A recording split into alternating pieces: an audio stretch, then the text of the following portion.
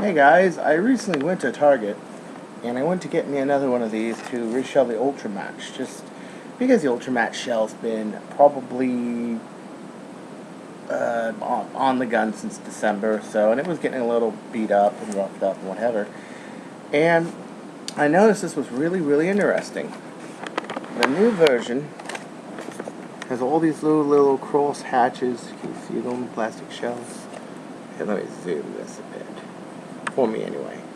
You guys will still have to suffer with the same zoom, but see all that little cross hatching?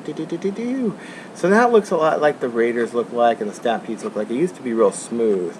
Kind of sucks for me because I usually put a logo up here that says Ultra Badge, which means we're running from this gun, but no, we don't get that today. So let's see. The opening is the same old of any old blaster.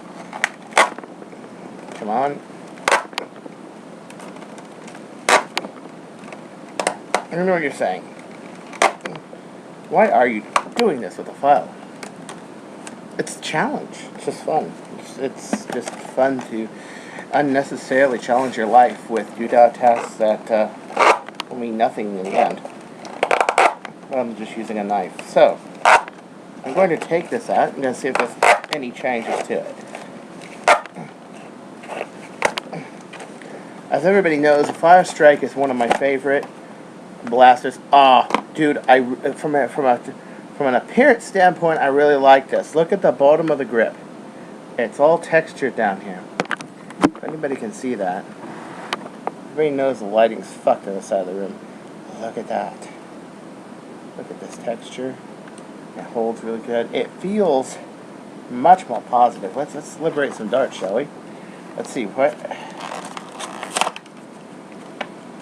Do I see any other differences on here?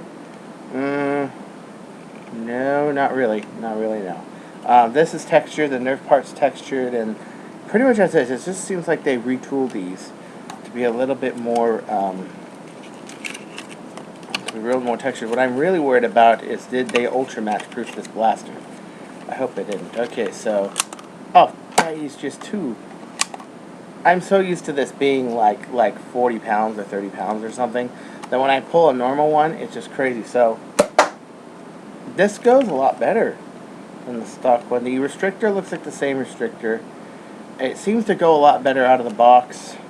I'm not going to give you a range because, quite frankly, I didn't range it. So, let's see. Same old 7 bolts holds the chassis. The same old one holds the battery cover. Let's open up the battery cover here. The battery cover looks like it's textured. Let me show you what I mean by textured. Okay, and the screw appears. Okay, it's countersunk this, and wow, they made a lot of changes on this. And it appears that they have made a version 2 of the Firestrike. Okay, so this is your normal battery cover, shiny all around. See that? This is the new one. Got a little bit of a texture here. This is nice because this makes this blaster a lot more handy. Remember, this is probably the one you're going to grab real quick when a zombie's 10 feet away from you and running at you. Okay, so let's take this down, shall we? Let's take this beast down.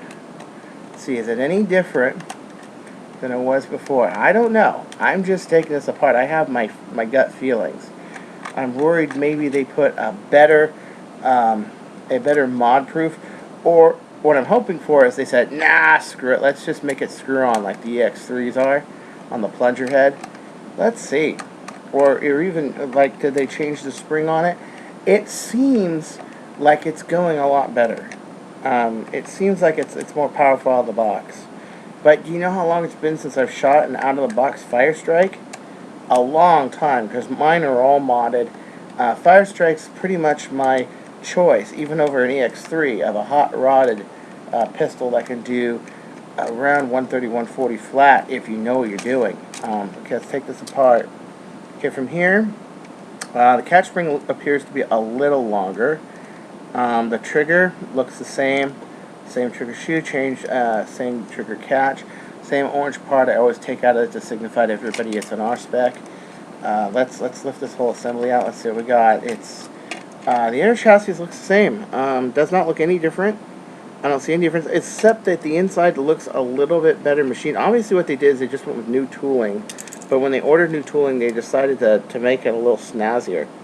As everybody knows, these are injected molded parts, and so every once in a while they run out. Now let's take the piston head off. God, I'm so relieved.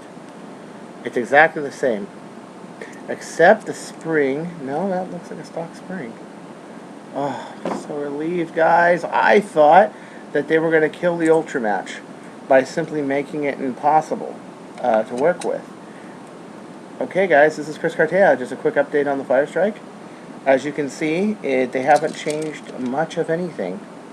Still the same two-piece construction between the grip and that, which makes it possible to snap these out, paint this whatever you want, and then put the normal grips on there. You know, a lot of people paint these grips, and they shouldn't, you know what I mean? They just figure that the Nerf ones are painted already, but I really think that this is a better arrangement. Take care. Peace out.